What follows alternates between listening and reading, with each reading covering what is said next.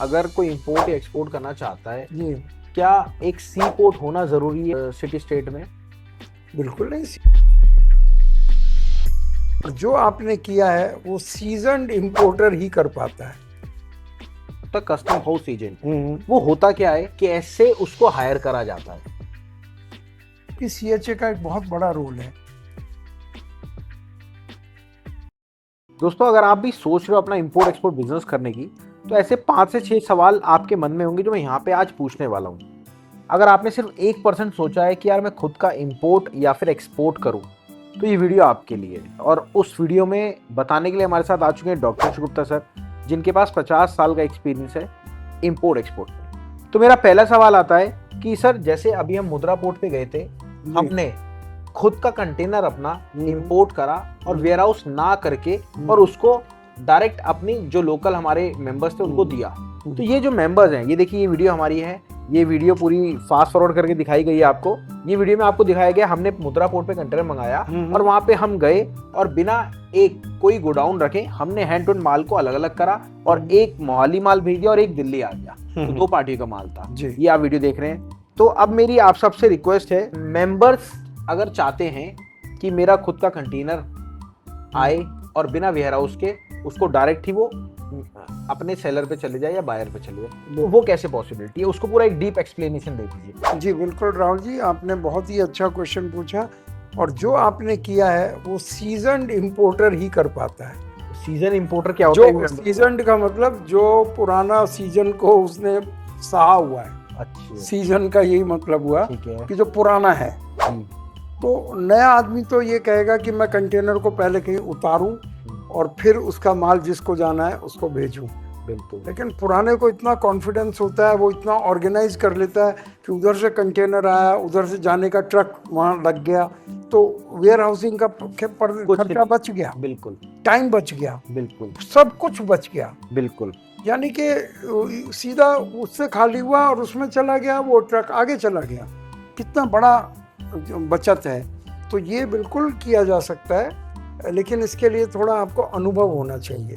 जो पहली बारी में आप शायद ऐसा नहीं कर सकते, लेकिन जब आप करते रहते हैं तो ये बहुत कॉमन चीज़ है कि वहाँ कंटेनर आया, लगा और उसके साथ ही ट्रक आके लग गए। थोड़ा सा डीप में समझाए ना, मैं आपसे रिक्वेस्ट कर। देखिए, मैं दोबारा बताता हूँ। हाँ जी। विदेश से माल आ रहा है जी, तो वो पहले सी पोर्ट पर आएगा। जी ठीक है। जहाँ तक समुद्र है, जी जी जी, तो वहाँ पे माल उतर के वो जमीन पे रखा जाएगा। बिल्कुल ठीक है सर। माल रखा जाएगा या कंटेनर? सॉरी, कंटेनर ही रखा जाएगा। माल का मतलब, माल जो है कंटेनर्स के अंदर होता है, उठाने की सुविधा रहती है, ठीक है, रखने की सुविधा रहती है। खुला माल होगा तो कैसे रखेंगे? नहीं रखा जाएगा। अगर छोटे से छोटा है, बड़े से बड़ा है, वो कंटेनर में रखने की गुंजाइश वो रखते हैं। ठीक है। लिक्विड भी है तो भी कंटेनर में होगा। ठीक है। गैस है तो भी कंटेनर में होगी, और सॉलिड है तो कंटेनर में होगा ही होगा। तो कंटेनर शिप से उतार के ज़मीन पे रखा जाता है।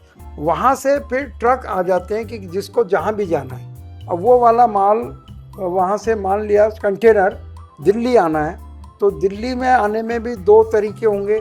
वो बाई रोड आएगा या बाई ट्रेन आएगा।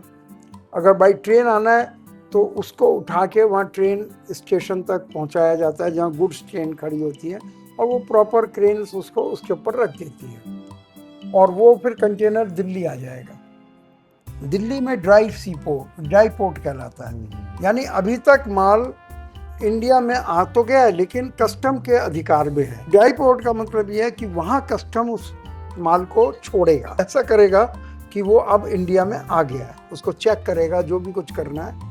अब वो कंटेनर आपके गोदाम तक, जहाँ आपने लिखा है, वो वहाँ तक आ जाएगा। अब आपकी चॉइस है कि आप इसको गोदाम में उतारें या डायरेक्ट ही आगे भेज दें। अगर एक कंटेनर एक ही जगह का है तो ये कोई प्रॉब्लम नहीं है, पूरे का पूरा कंटेनर वहाँ चला जाएगा।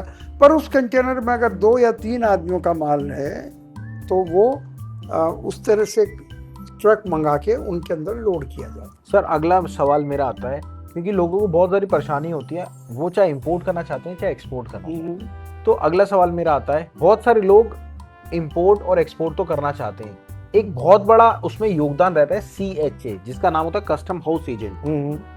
वो होता क्या है और कैसे उसको हायर करा जाता है। अच्छा, बहुत बढ़िया।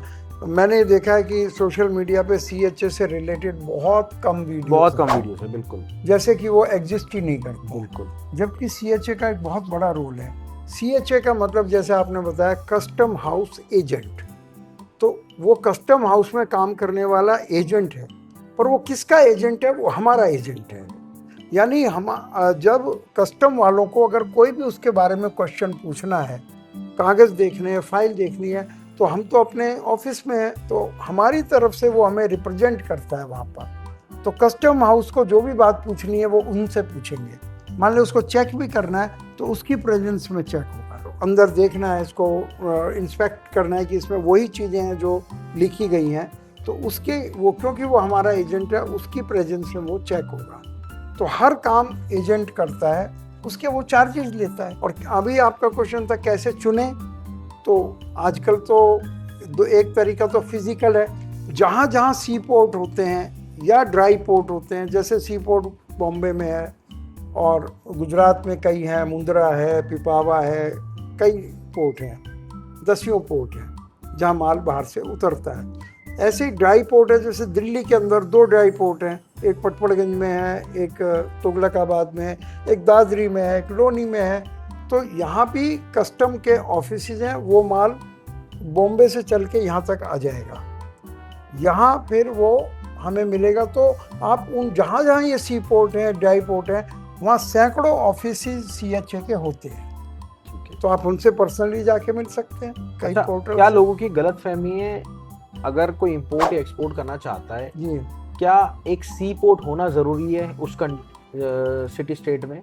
बिल्कुल नहीं। अगर सी पोर्ट होगा तो हमारा इतना बड़ा हिंदुस्तान है, और सी तो केवल साउथ में है, या थोड़ा सा साउथ ईस्ट साउथ वेस्ट में है, तो बाकी सब दिल्ली में कोई सी पोर्ट तो नहीं है। किसी को जैसे दिल्ली से कोई अगर काम करना चाहे, एक्सपोर्ट करना चाहे, वो ये सारा काम ये CHA का या फ्रेट फॉरवर्डर का या शिपिंग एजेंसी के एजेंट होते हैं। आपकी जहाँ भी फैक्ट्री है, पानीपत में है, दिल्ली में है, कश्मीर में है, तो वहाँ से वो कंटेनर में भरा जाएगा सामान, वो कंटेनर सी पोर्ट तक चला जाएगा बाई रोड या बाई ट्रेन, जैसे भी जाना चाहे।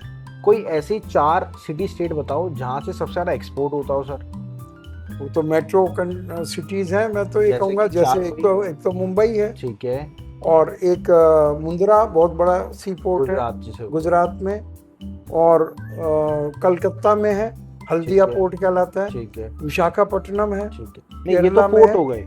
हाँ, मैं आपसे पूछ रहा जहाँ से एक्सपोर्ट होता है, वो कोई सिटी स्टेट आप बताओ जहाँ से सबसे ज्यादा। ऐसे आंकड़े शायद अभी उपलब्ध नहीं है, पर मैं यही कह सकता हूँ कि जो मेट्रो सिटीज हैं वहाँ बिजनेस बहुत होता है, तो वहाँ से होना चाहिए, जैसे दिल्ली है, दिल्ली बॉम्बे, चारों में से सबसे ज्यादा। हाँ जी। और इंपोर्ट की बात करें तो इंपोर्ट कौन से सिटी स्टेट में होता है? इंपोर्ट के लिए तो बिल्कुल ही कहना नामुमकिन है, क्योंकि उसी तरह से जो बड़े सिटीज हैं उनमें बड़े बड़े सी पोर्ट और ड्राई पोर्ट हैं, तो इसका मतलब वहाँ ज़्यादा माल आ रहा है, लेकिन वहाँ से फिर फर्दर छोटे छोटे टाउन्स में डिस्ट्रीब्यूट हो जाता है।